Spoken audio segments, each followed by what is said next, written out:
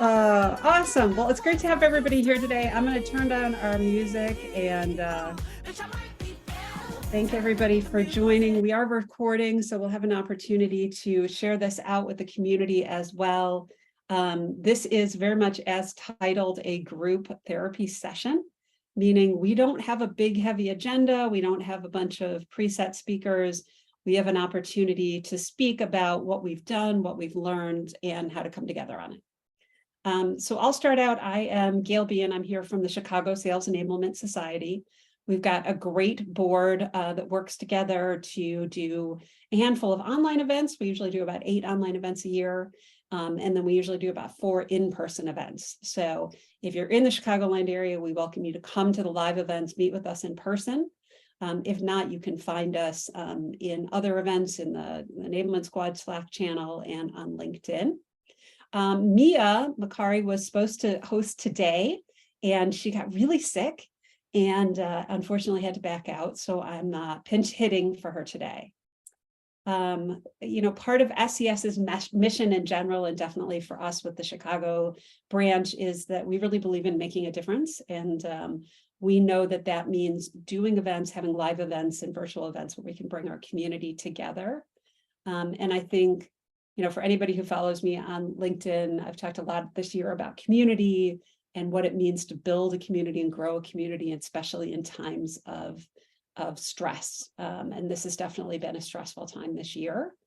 We've seen the enablement community go from they couldn't hire us fast enough to now they can't really lay us off fast enough. It's been a big switch and very frustrating for some people. I think it's been a really hard reset for a lot of organizations to learn the best ways to leverage and utilize their enablement teams. And it's never been more importantly to have that community. So being part of the Sales Enablement Society has been a big part of that community for me. We've got Mary Beth on. She's also on the board of SES with me as well. And so we have a wonderful opportunity to build community through that. The Enablement Squad, who I'm just here to hype for, is a fabulous Slack channel with everybody I know and love is in it. If you're not in it and you're like, what is that thing? Message me and I'll send you an invite. I know a lot of people in this group might be part of WISE. In Chicago, we do a lot of joint events with WISE. That's the Women in Sales Enablement, and very similar missions, just a little bit more narrow focused, obviously, on the women within the community. We've got our LinkedIn channel that we utilize, which is the Chicago Sales Enablement channel. And then again, you can find us online, Slack, and local meetups. And before we start, I would be remiss because I'm part of SES to not hype the upcoming conference. So for anyone who's never been to the SES experience, we're heading into our 8th conference this year. We will be hosting in San Diego the first part of October, a really beautiful location. Our theme for the event is all about the enablement evolution. And we'll even talk a little bit about that today, talking about SKOs, because the enablement evolution is we're really looking as an organization on how enablement is growing and changing this year, obviously watershed changing environment and how we're all adapting and moving with those changes. So I hope that people on the line are considering coming. It will be a great event. We have about 250, 300 expected attendees and tracks. We've got our call for speakers that'll go out in the early part of July. And our speakers are 99% from our community. They're from this group. So if you have a topic you want to talk about, if you want to pair up with somebody, if you want to do a panel discussion, consider being a part of SES. Those voices really shape the conference in amazing ways. We had a ton of new speakers at last year's conference, and they had an amazing experience. They built a community. They were able to come out and have conversations and really bring forward this idea that we had last year about take the leap and really, make a move in your career.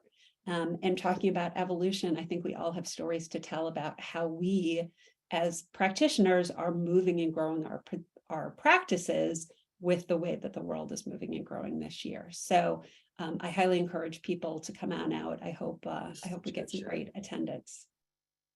So before we jump into our group therapy, here are the ground rules. Super simple. I have this phrase, SSS, show up, stand up, speak up. So you don't actually have to stand up. You've already shown up. So we really ask you to speak up. Put your videos on if you're at a place where you're able to. You don't have to raise your hand. This is really a conversation. We've got a great small group here today. But I really hope that we get a chance to kind of hear from everybody, and everybody feels like this is like a safe space, like therapy, where we can really talk about what's made the SKO such a formative part of the enablement role. So I'm going to start. I'm going to start with my why, right? And I, all of us have probably done some version of the Simon Sinek start with why. And my why specifically around SKO comes from my background. So I spent the first 20 years of my career working in trade shows and events. And so when I count the number of SKOs I've done, it's kind of a crazily inflated number because I've worked on so many for clients. But I've directly booked and created my own 4 times as on the client side, and then of course on the vendor side, tons and tons of them. But even before I got into the event space, I have a theater background. I was a theatrical set designer. And so my passion for SKOs really comes from this true, honest belief that live events are the best way to break down barriers and create bonding.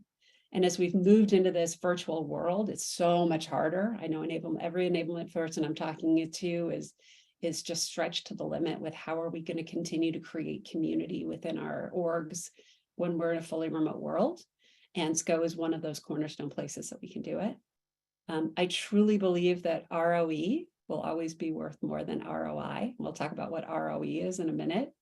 And that really, when we change hearts and minds, we really can empower possibilities. So when we have people come home from SKO, whatever they bring with them, whether it's a little thing or a big thing, whether it's feeling that they feel closer to their colleagues or feeling that they have a better sense of directive for their organization, or just that they feel more empowered with their jobs, that opens possibilities. And my why as an enablement person really is around this idea that I believe everybody has these huge potentials, and that as organizations, we have a responsibility to help people reach them, whether it's in sales, whether it's in their CS role, whether it's in their personal life, whatever it is, we have an opportunity to really empower that. And that's why I'm so passionate about SKOs, and I speak a lot about them. So under the show up, stand up, speak up, I'd love to hear from some of you on what is your SKO why? Not why are you asked to do it, but why do you bring your passion to it? So I'm going to start with Bree. I got one. Really, your whys really resonated with me, especially ROE. I haven't seen that acronym before, but the experience is what I think it's really all about. We can instill learning and process and all the things throughout the year, but when you get a group together and everybody's focused on moving forward on a shared vision, I think there's so much power in that. So for me, the SKO why is really experience and culture, building culture and collaboration. I love that. Yeah. And Bree, what is it in your background that makes you passionate about building that? I'll go first. I never thought I would be in, this is group therapy. I know. I guess I always thought I would be like a nonprofit director working with people to improve their lives. And then I started in the business world and just kind of kept going in the business world for all those comforts of the business world. And then when I moved into enablement, gradually over the, about 6 years ago, I realized, wow, you can work in business and still make an impact on people's lives and their emotion and how they feel. And that's where like my true passion comes from, that experience that people can feel and bringing them tying people together around that vision. Oh, that's such a great one, Bree. Thank you so much. Elise, can I call on you? Elise put in the chat that she's here in Chicago with me, and she's planned 5 SKOs so far and has 1 in process. Yeah. We're actually planning our SKO for our fiscal year. We actually start our fiscal year in January, so we are right in the midst of it right now. But I think when it comes to really planning these events, like I'm definitely there with Bree on like the culture and engagement. I think there's something really important about bringing all of our teams together and where I am, there are so many of us. And we rarely get to see each other because we're all remote. But the other big things for me is we like to have a lot of fun at our SKO. That's like my number one thing. And it gives us the ability to be really creative and not only, the resources that we look outside of the organization or even just how we're presenting. I mean, the enablement team at a firm is 5 people and we're catering to 300. So we always have to make sure that we are on point when presenting, but also that what we're working on and working towards is super relevant to them. So we're with our field like all the time. I think everybody's been asking me about RKO probably for like the last 2 months. And I'm just like, you guys got to go away and have it be a surprise, And so I love it. But I love, obviously having done 5, you're doing something right if they're asking about it, right? This is not, you've already built that FOMO, the pre-FOMO of what's going to happen. And obviously that's a great way to fuel your own internal why. You have to love it to do 5, right? Like, you either love it or you leave it. Exactly. Sometimes we don't have the choice, but we go along with it anyways. So. Oh, I don't know about that. There are a lot of jobs that don't involve planning SKOs. Very true, but there are times I've thought about those jobs. No, just kidding. I would love to call on Marie, if you don't mind, Marie, because Marie put in chat as well that she's attended 7, but this will be your first one. So, like for you, what are you channeling in your why that you're bringing to this initial process? Yeah, so thank you. Thanks for having this event and letting me join in. I am so new. I'm so new to sales enablement and this whole process that I'm in that phase that maybe some of you are, if you're researchers, organizers, where you're just like swimming in all the info and just trying to capture what you'll need in the future.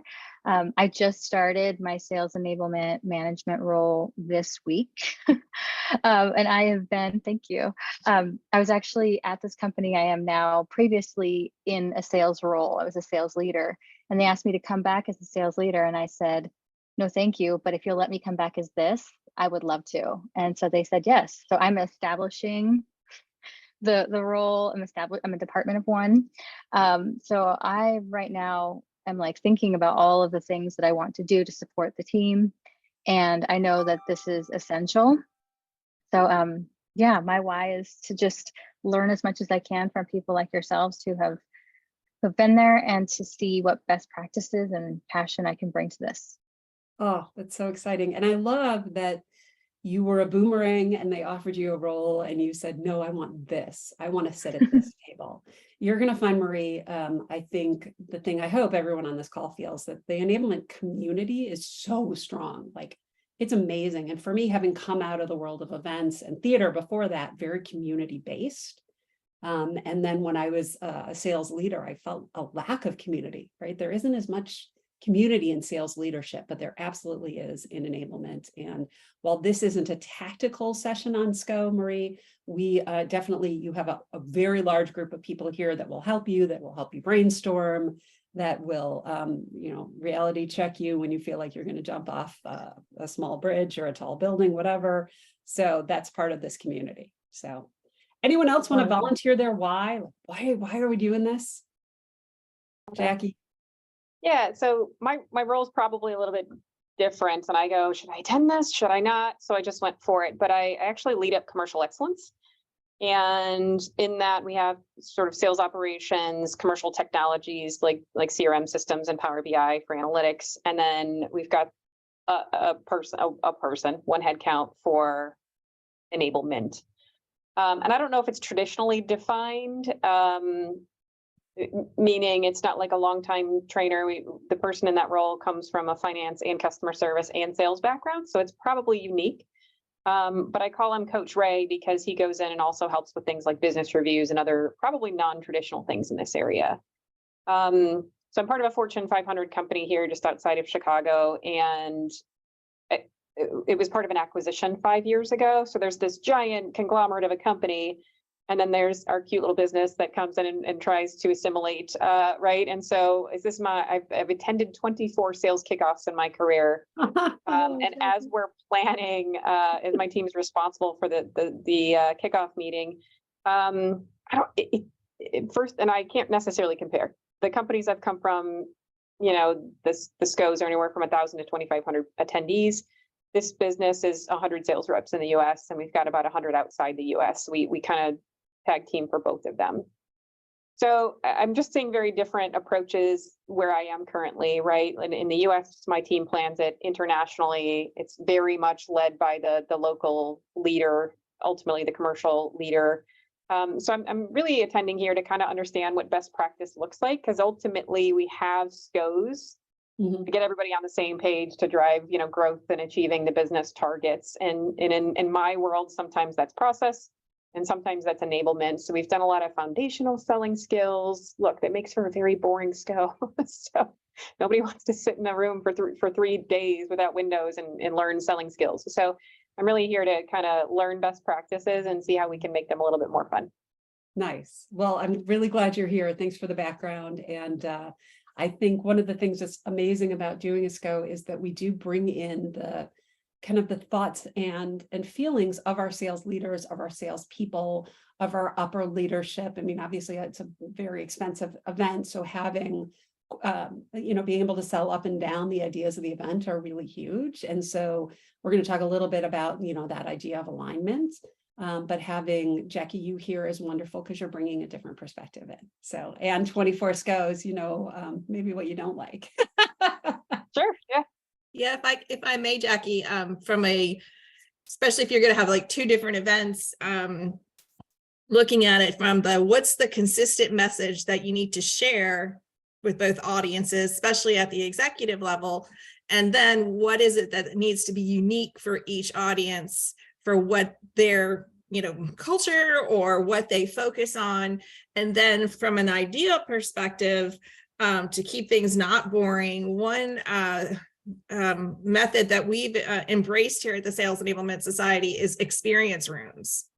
And so if you could do some type of interactive experience room for something that could be really mundane, you get them up, you get them going through different stations and having this interactive dialogue or exercise through an experience, you know, throughout the room, then that's a true differentiator. And, you know, it gets people, they don't see that very often, I don't think so. I haven't seen that in 24 meetings. So thank you for the idea. Yeah. So thank you, Mary Beth. What a great way to share. And I think a lot of what we're hearing as best practices in SKOs right now is in that interactive idea. And I've talked about this recently, that at least within my sales org, and I'm sure within others, we have had a real push from pre-COVID. Everything needs to be async, Gail. You can't take people off the floor. No more taking them off the floor. Everything has to be async. To we need more live sessions. We need more connectivity. They want to be in the room, even if it's a Zoom room. They want to be in the room. They want to talk. They don't want to be talked to.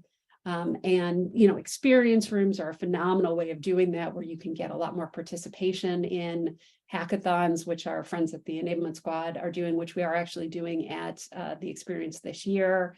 Anytime you can do pre-event, you know, surveys where you're bringing in their ideas and then enacting them, doing improv. I mean, all of those things that get people, like, literally, what are we doing to get them out of their chairs, makes a big difference in breaking down those barriers. And another suggestion is engaging with somebody, if you have the budget, in the improv space. Yeah, I love doing business improv. Well, that's actually We're doing this virtually. We're doing something kind of similar, Mary Beth, to the experience rooms, but we're virtual globally. And so what we're going to do this year is during breaks and then 30 minutes before the event and 30 minutes after the event, people can choose to join a breakout room, and we'll have different like hobbies per room. So during one break, the 30-minute break, maybe there's 6 rooms, and one's, you know, the pet room, and people can join and share their screen and talk about their pets. And then there's like the cookbook room, and people that love cooking can join that one. So we're doing that during this year's online events. And then we're also doing, because the way that's structured online this year, we do have to do a lot of talking at and not as many workshops as I want. So we've got a magician that maybe some of you have seen, the Quarantined Magician show, and he will be doing his show. It's virtual for all of our associates the day before the event. Like most people, it's the late afternoon. And what I love about it is that we're charged for these number of attendees by the number of logins. So we welcomed everybody to bring in their friends and family to be on screen with them and enjoy the show. And what I'm so excited about is seeing like little kids waving at each other and getting to see, you know, the big reaction. So totally process. And this is what we're doing for this next fiscal year, but just trying to build that family. We're all in this together, collaboration. I love that. And actually, Bree and Mary Beth, that's such a great lead into the next part of the conversation, which is this idea of ROE versus ROI. So I've worked with an event company called HOT for the last 2 SKOs that we've done, and they have a philosophy around ROE, which is return on emotion. And so they talk a lot about those key emotions that we want to incite within our teams. And so when I started for Juniper Square's first sales kickoff, when I started planning the event with our leadership team, we did a brainstorming around the idea of think, feel, and do. And so I brought this idea to the team and said, all right, what do we want our team, our sales reps as they come, what do we want them to think, feel, and do? So before the event, what do we want them to think about? How do we want them to feel about the event? Excitement, anticipation. What do we want them to do after the event? So we really keyed in on those keywords and emotions and ideas. And one of the biggest ones for us was the idea of belonging, right? Because we're in this very big virtual world. And so we wanted people to feel like, I belong here. I've landed in the right place. This is the right company. I'm in the room with the right people. And everything that we did was around the idea of belonging. We anchored around storytelling. We did a lot of workshops. We literally had a fireside. Like I had a vision of people roasting marshmallows. Then I was like, we are going to make this vision come true. We actually chose our location based on the fact that they had fire pits. I'm not kidding you. But that was the emotion that we wanted to evoke from our audience. So I'd love to hear from folks in our group of like, what kind of emotions have driven the theme or the design for your SKO events?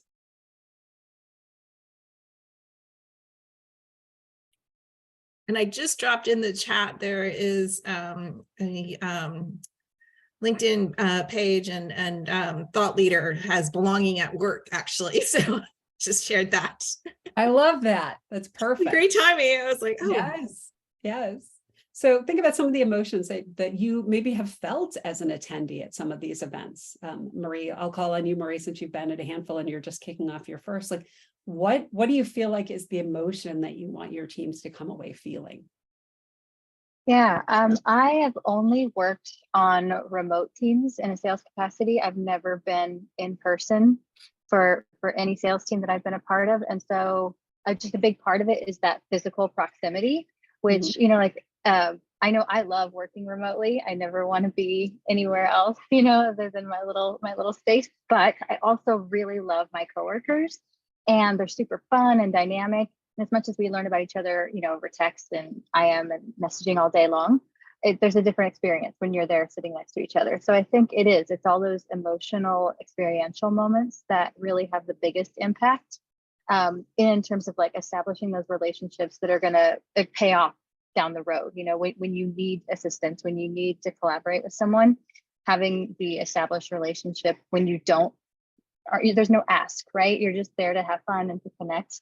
I think for me, that's been the biggest takeaway. And it's been structured different ways, but I think when it's less, I don't know, when there's a lot of unstructured space, I think has been really helpful too, so that you have the ability to have conversations with people in a very relaxed manner. It doesn't feel like you're forced into role playing or doing silly games, you know, like sometimes there's just like walking to the next event, you have a breakthrough with someone that you've never really connected with before. Yeah. Yeah, forced fun, right? I'd love to hear from Alicia. I know you put in the chat that you've survived 2 in person, 4 virtual, and 1 that was in person up until pulling the plug. So talk to us a little bit about crafting the emotional response from your audience as you've worked on these events. I've heard it a million times that you need a great theme. And I feel like I only finally got that this last one that I've done at Foursquare. So we did the theme of Ted Lasso, and it was such a perfect fit because we're trying to build a coaching culture. We're trying to get better as a team, up level how we sell. Even our CEO looks a lot like Ted Lasso, and he grew a mustache for it, which was super fun. So, and just like the imagery around the show, and it turned out it was a popular show among the people who came. So they really got it. They got why it was a fit. But I only just now am realizing that also our CRO, who was new, didn't come from ad tech. She came from enterprise, and she was bringing the enterprise playbook to the ad tech space. And so all the questions around, will it work, and all this stuff. So I actually like still, that's my favorite theme, and probably always will be. Oh, I love it. I love that. And that's a great, that's a great thing to talk about, this idea of theme. There's so many conversations about how it anchors your event. And, as I had done that brainstorm with our team, that think, feel, and do exercise before we even talked about a theme, because, I had execs who came in with themes in their pocket. They're falling out like, oh, we should do this. I'm like, let's talk about our goals and intentionality. And then we backed into a theme based on that. I'd love to call on Mike, even though you don't have your video on, so I hope that's okay. But Mike had put in the chat that he's here from Denver. He's a newbie to the SKO space. He's attended a couple virtually, but he planned his first one this year. So Mike, as one of the newbies here, are you willing to kind of come on and talk to us a little bit about what emotions you were looking to spark as you planned your first event? Hey, Gail, I'd be happy to come on. I'm not going to be on camera because I'm literally sitting on the floor. It's a long story, but just wanted to make sure I could be a part of the conversation. So, that is a group therapy thing. If you want to take therapy on the floor, that's totally safe space. Go for it. I appreciate that so much. So yeah, planning my first kickoff after seeing a bunch. I wanted to make sure that I really delivered on what the team was looking for. And in hearing a lot of the themes that you all talked about, my team had a very similar theme. We distilled it into one word, which is the sense of togetherness. Our sales organization is dispersed across the United States. We had not been together in person in over a year. So a big focus of our event was things that we could do together that we couldn't replicate in any other environment. And for any session that we ran, that was sort of the drum I was beating was, how are you making this interactive? How are you getting people to talk together and with each other, not just at a group of people? And I think sticking with that theme of togetherness is one of the things that helped our event really resonate with the team. I love that. Great. Well, congratulations. It sounds like you pulled off something good for your first one. Thank you. Yeah, it's as someone said in the chat, it is like running a marathon. Yes, exactly. Any other thoughts on emotion? All right, well, let's get into I have one other thought on emotion. Oh, go ahead. I was going to say, I always feel in the back of my mind that if we don't have a good SKO, there could be this uptick in attrition. Mm-hmm. And so that always, that emotion always sits on me as I'm planning my sales kickoff and trying to just figure out like, what is the right, again, what is the right mix to ensure that our reps feel they're feeling that community, feeling inspired by where we're heading, like all of those things you want people to leave. So it's just, I think all of us as enablement practitioners like struggle with that particular internal emotion, right? Right. Does anybody else have a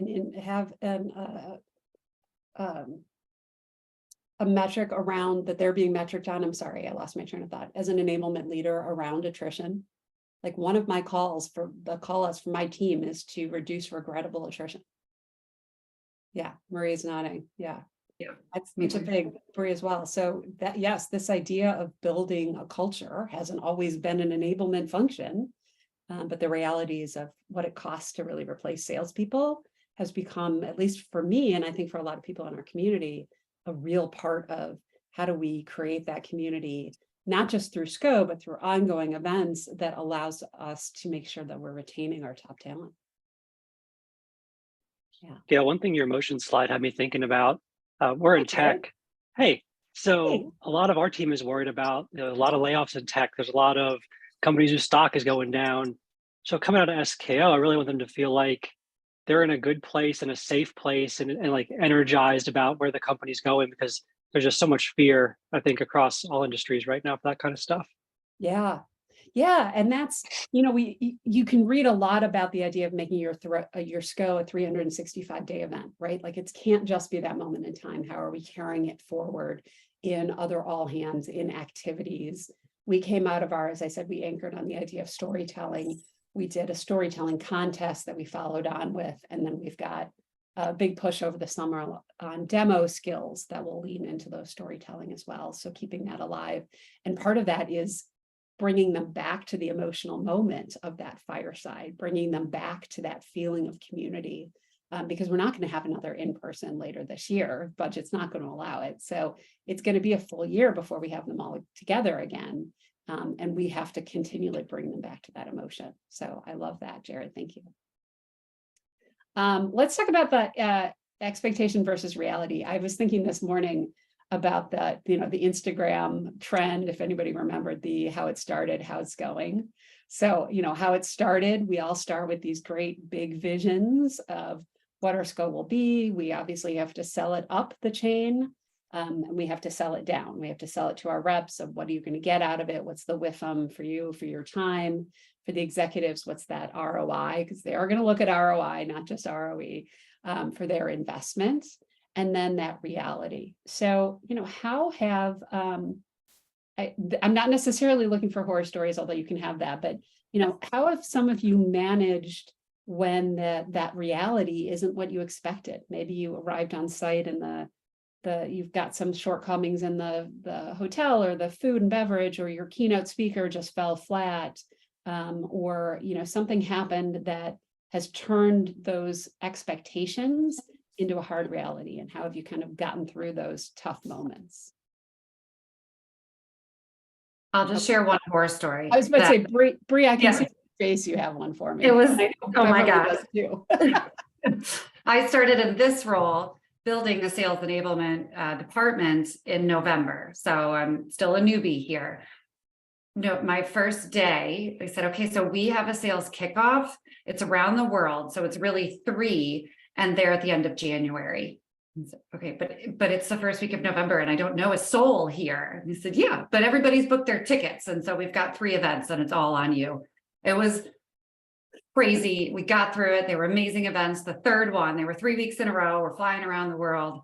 And the third one was in Dallas. Well, you wouldn't expect Dallas would have an ice storm that would ground all the planes. So we had to cancel it as people were on their way to the airport to fly to Dallas. It was in a hotel room with just a few people. And we said, there's no way all the flights are getting canceled. So the third one was canceled and rescheduled a month later. But wow, that was an unexpected just shift. And we've said, do we go online? Do we try to bring in cameras? Do we try to host it? And they're watching us in the room. And it was just, no, that's not going to build the experience that we need. We need to make a big shift, write a scary email, tell everybody to go back home, and we'll redo it. And it was bigger and better because then we had time to digest what we learned from the first 2 and adapt instead of just do it again the third time over. So there was some goodness to the scariness.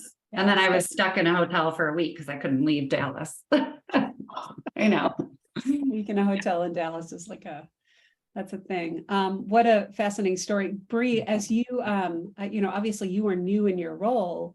What did you learn about, your leadership during that stress test moment? I think the leadership learning really came when I left my prior organization, which was Nielsen IQ. So I was responsible for 4,000 salespeople globally.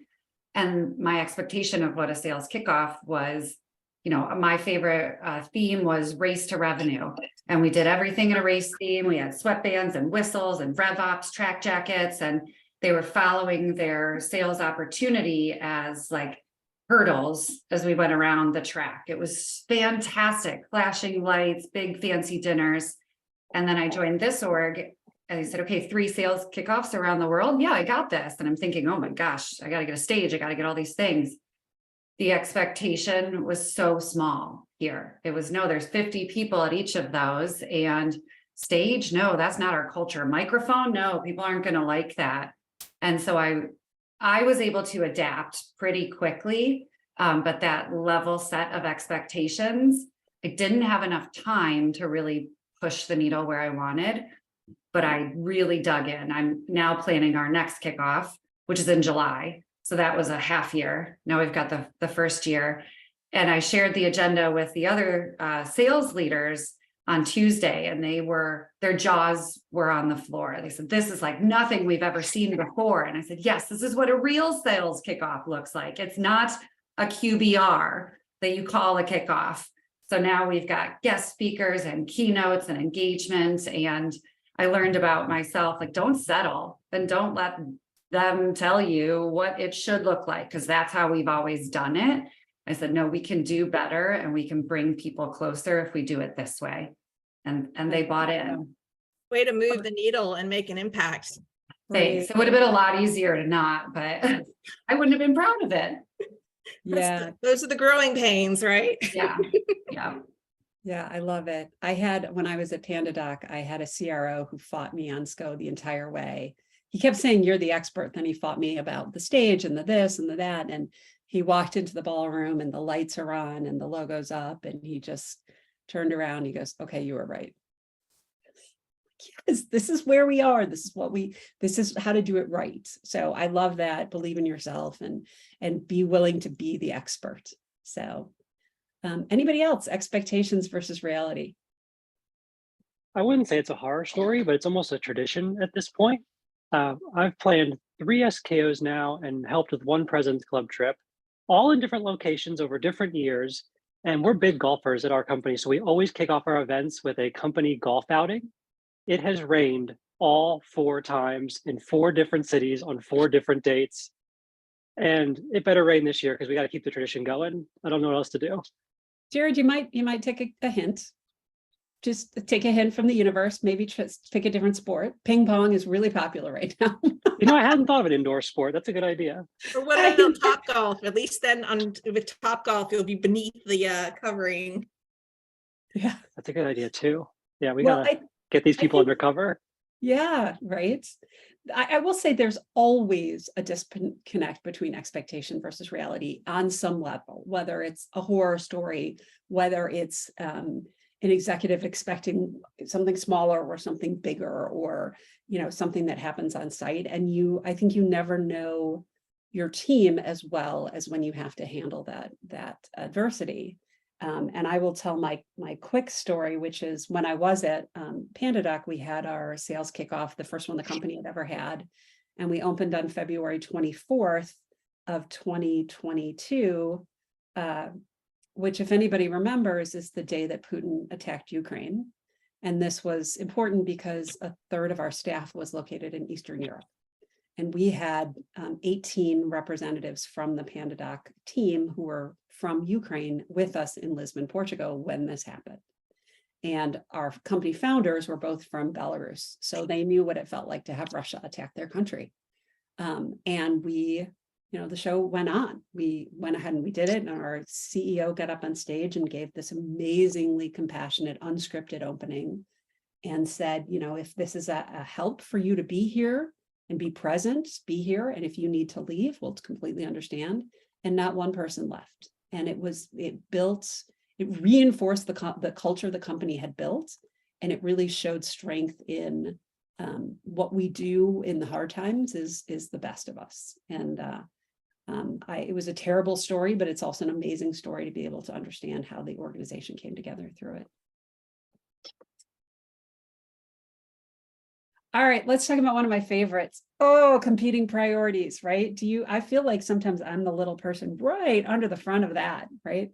So competing priorities, how, as somebody, Mary Beth, who has managed so many events, how do you deal with competing priorities when you have sales leaders who want one thing and you have culture warriors who want one thing, and you've got the operations people who want one thing, and you've got budget management, and everybody's got an opinion that they want to throw in the hat.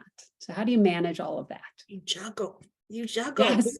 Didn't you know that that's in the job description as an enabler? You're a juggler. Yes. And it's okay, first you have to look at what is the outcome and what's the path to getting to that outcome that you want for that experience. So you have to weigh the pros and cons, and not just the pros and cons of that immediate event, but okay, what is this going to do to the long-term relationship that I have with somebody who's not going to quite get what they want out of this, because we're balancing all this. So yeah, it's a juggling act. Yeah. Yeah, I love that. Somebody else, how are you juggling those competing priorities? How has that, Jared, affected maybe the plans for a golf tournament or some of the other events that you've planned as you come into your SKO? Yeah, so another thing that's turning into a tradition at this point, Bev, who actually just jumped off the call, is my boss. We work with on the same team, and we have this like running joke that we create our agenda for SKO, and it'll change 100 times before we get to the event. And we actually keep on the agenda like a tracker. It says V1, we make a change, we put V2 to see how high it gets every year, because it never fails, right? We come with the agenda that we think kind of falls in the priorities that we believe in. And then we cycle it around to the sales managers and they tweak it. And then it goes to the executive team and they tweak it. But it's worked really good for us that we just kind of say, this is the date, we're going to stop changing it. So everyone's priorities need to be worked out by then. And it works for us. Yeah, that's an interesting process. I mean, you're being very collaborative and you're allowing people to have a stake, but you're also giving them kind of a time limit. Jessica, you've come off your first one, you've planned one. So just overall experience, like how did you, especially managing it as a first timer, how did you balance all of those competing priorities? Yeah, it was definitely a challenge working on the first one. And I forgot who, I think it was Bree potentially that started and got thrown into SKO planning. I had the exact same experience my first week. They were like, okay, in a few months you have kickoff. It's on you, have fun. And I'm like, okay, who's who? So I think in terms of competing priorities, our culture and our sales org is really, really collaborative as well. And they're so passionate. They have so many ideas, which is wonderful, but they have so many ideas. So one of the things that really worked for our team is kind of coming up with a plan of when we're going to address the ideas. So sort of like a project planner of this is what makes sense to include in kickoff. This is the justification. This is what makes sense to include post kickoff, because we understand it's a priority for you, but doesn't quite fit with the agenda, the theme, we don't have the right audience, whatever it is. So I think we had a lot of success in addressing people's ideas, but not necessarily doing everything at kickoff and making sure that they had insight into our plan. So it wasn't just yeah, I'll add it to the list and you're going to ask me about it every quarter as we go on, but really keeping them updated. Like, we haven't forgotten about this. This has been included in our continuous training program or whatever it is. So lots of ideas. I love that. And thank you for volunteering that info, having done one. I think it's really great actually when you have an org that has a lot of ideas, because that means they are sharing your passion, they're sharing your why. And as I said earlier, we did our kind of think, feel, and do, which is kind of like a whiteboard or a vision board or things like that. And as for me, as I had a lot of competing priorities, I was able to go back to that. And I made one big slide, the think, feel, do slide, and say, hey, let's talk about how does this fit into our mission? How does this fit into what we're looking to accomplish in this idea of really creating an inclusive society within our event? And if it didn't, then we had, to Jessica's point, a really good opportunity to say, I love that idea. Let's talk about how we action that post SKO. How do we make sure that we take those ideas, because sometimes they're the best directive sometimes you get from your leadership, but say this isn't the place or this isn't where we're going to get the response that we need for this type of event. Anybody else? I'd love to ask Elise with the cats. She's having done a handful. I think Elise, you said you've done 5 or 6.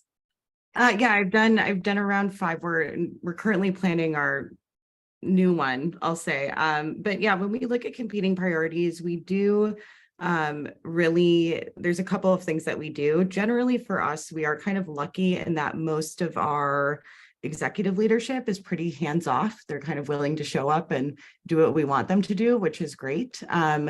But I think on the flip side is that our revenue team leadership is super, super involved. So like CRO down across the board, and our relationships with everybody is really focused on enablement. Like we have a pretty big enablement culture now. And sometimes they're looking for us to guide them, but also there's always a slew of like 100 requests, right? They have a lot of ideas, which we love, but also, we're limited resources across the board. And so what we do is let the field decide. We'll give them a couple of options that we've already identified as a group, and we kind of leave it up to them. They let us know really openly what matters to them the most, because ultimately this is for them, right? But we do that not just from like the sales perspective, but also from like our RevOps perspective, our CS perspective. So everybody gets to have their say. So we're not just focusing on one group overall, but that's kind of how we try to do it. It's very democratic, I'll say. It's powerful, and it's, sometimes it has a lot to do with the culture of the org, right? I mean, I come from the org I'm in now is very collaboration focused. Our leaders want everyone on the bus. I came from an org that was very top down, like, well, we're going to tell them how to get on the bus. And I think one of the great superpowers for enablement when you talk about juggling is being able to adapt. So we've only got a few minutes left. What are you going to do differently for 2024 based on what you learned in previous experience? Like, what are you bringing to the table next year that is going to be a change, some way that you're approaching this a little bit differently? Are you implying that we should throw babies in the air here, Gail? That baby is so happy. Look at him. He's like joyous. He's so excited. He's having he's living his best life. And that's it. I want us all to live our best lives in SKO. that baby is the SKO. We're going to throw it up in the air and figure out Throw the plans in the air. Right? That's juggling. We juggle babies and bowling balls. But anybody have an idea on what they're bringing differently for next year? And I will actually start. I will definitely be bringing more free time, less structured content. We get so excited about having everybody in one room, and I want them to learn. And you have all these, again, competing priorities. Everybody wants to talk and this, that, and the other. And the consistent feedback I got on our feedback survey, and I had like 92% participation in the feedback survey, was I wanted more time with my team, which floors me. You meet with your team every freaking week, but they all wanted more time with their team, and they all wanted more unstructured, just time to chill.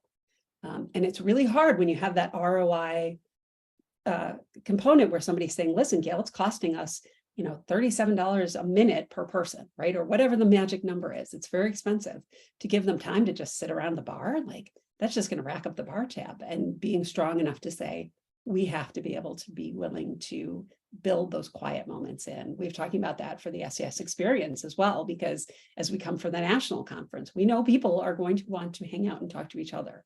And if we don't give them time, they just won't go to sessions, and they'll hang out and talk to each other anyway. So we might as well build facilities within our event to make that happen, rather than just pretend they're not going to. I think though, Gail, one of the things is, especially in this virtual, like heavy remote situation that we're all in. I know, when I was at a SKO and I saw my team members for like our conferences, I hadn't even met them in person yet. So for me to get that time, and the one block that we had that was intended for our team to like get together so we could like brainstorm together got interrupted, and we never even got to have it. By the time that interruption left, one of the three of us had to go to the airport.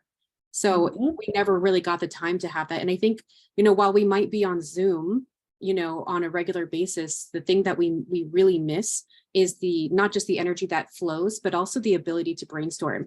Hi, Elise. I remember, back in the pre-COVID days, I worked with Elise, and she and her team, team would be in her office, pasting up all of the Post-its all over the wall and having that opportunity to close people out and the interruptions out and be able to, you know, have the physical like slamming the Post-it on the wall kind of moments and you know, writing it down like we get to do in our hackathons kind of thing. It brings a different energy and mindset, I think. So I definitely am an advocate for the opportunity for us to get some one-on-one or, you know, team alone Team time. Yeah, it was a key, and again, a key learning for me. I did not expect it to be that big a pushback from the field in our post-event survey. It was a huge learning for me, and I will definitely bring that forward. So we are going to take a second and wrap up. Before we do, we have an SES Chicago event coming in live in June. We don't have a hard date yet, so stay tuned for that. But just an opportunity for a mixer, get people together in person. And then we will have more virtual events coming up in July and August. And so we look forward to hearing from everybody and having people at that event. Thanks for the expert advice. Thanks for bringing your ideas and participating. This was a great group, and I so appreciate every one of you today. So thank you so much. Thanks, Gail. Thanks, everybody. Bye now. Thank you. Thank you. Bye, everybody.